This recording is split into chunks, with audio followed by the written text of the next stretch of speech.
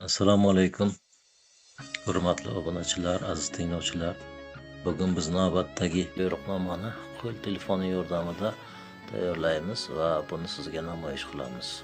Bu safargi video buyruqnomamiz biz uchun muhim bo'lgan aynan kredit olishni taqiqlash yo'nalishida bo'ladi. Bu demak, taqiqni o'rnatganimizdan so'ng turli firibgarlar tomonidan bizning nomimizga kredit olish imkoniyati bo'lmaydi. Shu sababli biz navbatdagi videoda demak MyGo'z ilovasi orqali sizga jarayonni namoyish qilmoqchimiz. MyGo'z ilovasini biz o'zimiz telefonlarimizda mavjud turli magazinlar orqali yuklab olishimiz mumkin. Google Play bo'ladi, Play Market endi turli telefonlarda turlicha nomda keladi. O'sha biz aytib o'tayotgan magazin. Demak, MyGo'z ilovasi orqali o'tamiz.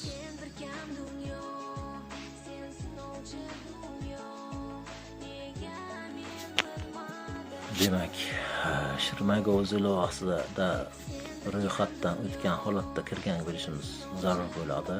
Bunda bizga demak ana bu yerda 3 ta chiziqcha yuqorida to'xtagan chiziqcha orqali sohalar orqali o'tamiz. Sohalar orqali o'tganimizdan so'ng bizga kerak bo'ladigani bu yerda iqtisodiyot va biznes yo'nalishi bo'ladi.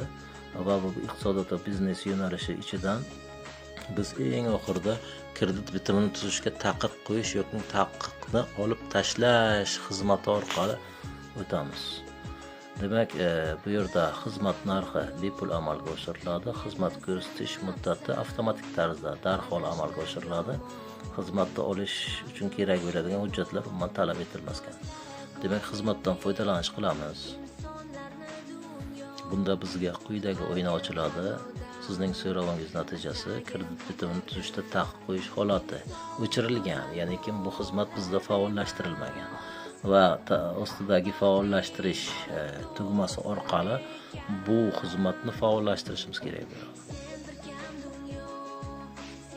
Demak, mavjud oynadan ko'rib turganingizdek, xizmat holatida demak kredit bitimini tuzishga taqiq xizmati faollashtirildi degan yozuv chiqdi va shuningdek yuqori qismida yuklab olish degan imkoniyat mavjud va mana shuni yuklab olgan holatda o'zingizga ma'lumotni saqlashingiz mumkin. Demak, bu yerda reyestrga kiritilganlik holati